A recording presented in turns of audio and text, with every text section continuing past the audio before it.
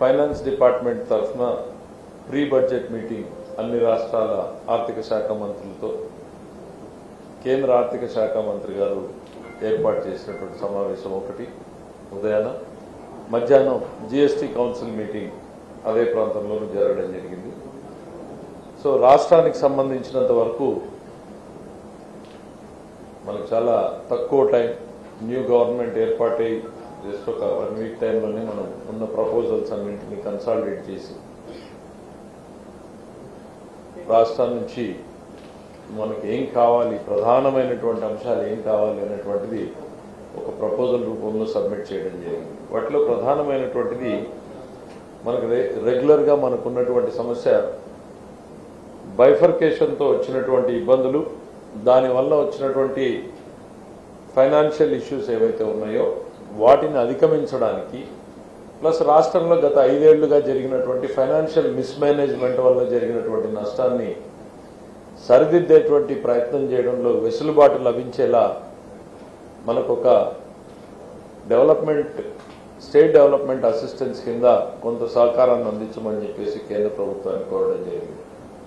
దాంతోపాటు ఆంధ్రప్రదేశ్ రాష్ట్రానికి లైఫ్ లైన్గా భావించినటువంటి ప్రాజెక్టు, చంద్రబాబు నాయుడు గారు తన మనసంతా పెట్టి చేసినటువంటి ప్రాజెక్ట్ పోలవరం ఏదైతే ఉందో నేషనల్ ప్రాజెక్టుగా ఉంది. దాంట్లో ఉన్నటువంటి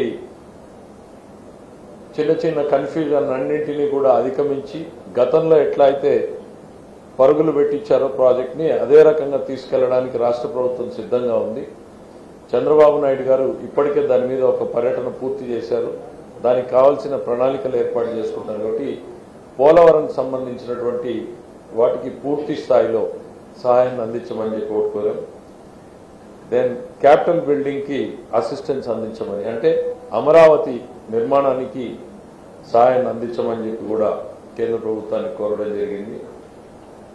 దెన్ బ్యాక్వర్డ్ డిస్ట్రిక్ట్స్కి ఏవైతే ఉన్నాయో బ్యాక్వర్డ్ డిస్ట్రిక్ట్స్ కూడా అసిస్టెన్స్ అందించేటువంటి ప్రయత్నం చేయమని చెప్పి కోరడం జరిగింది. దెన్ ఇండస్ట్రియల్ ఇన్సెంటివ్స్ని అవకాశం ఉన్న చోటల్లో కూడా ఆ పర్టికులర్ సెక్టర్కి కానీ లేక జనరల్గా కానీ ఇండస్ట్రియల్ ఇన్సెంటివ్స్ని ఇవ్వడం అని చెప్పి కోరడం జరిగింది.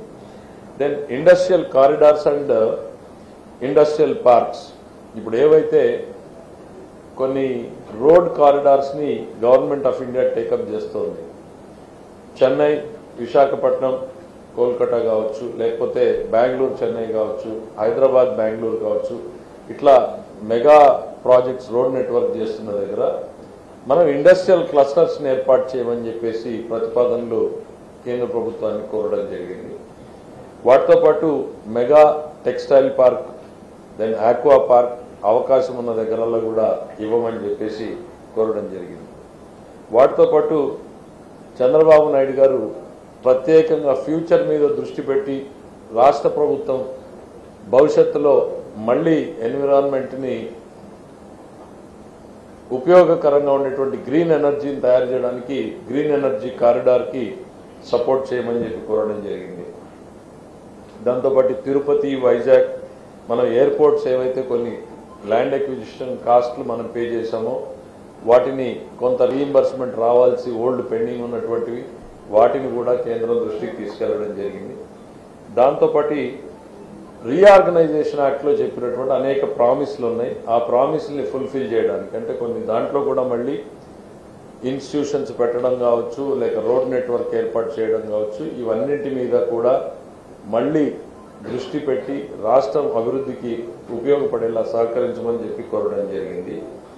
దాంతోపాటు Ramayapatnam, then integrated steel plant ఒకటి, వాటికి సహాయాన్ని అందించేటువంటి పరిస్థితులు, then crude oil refinery, petroleum complex, then new railway zone ఏదైతే ఉందో వాటిని ఆపరేషనలైజ్ చేయడం మీద, దెన్ అవకాశం ఉన్న దగ్గర మనకి ఒకటి ఈ గ్రే హౌండ్స్ ట్రైనింగ్ సెంటర్ని ఎస్టాబ్లిష్ చేసేదానికి సహాయ సహకారాలు అందించమని, దెన్ అగ్రికల్చరల్ యూనివర్సిటీని ఏర్పాటు చేయడానికి సహాయ సహకారాలు అందించమని, కొంత రోడ్ కనెక్టివిటీని ఇంప్రూవ్ చేయడానికి కానీ, దెన్ షేరింగ్ బేసిస్ మీద కొన్ని ప్రపోజల్స్ రైల్వేలో ఉన్నాయన్నమాట.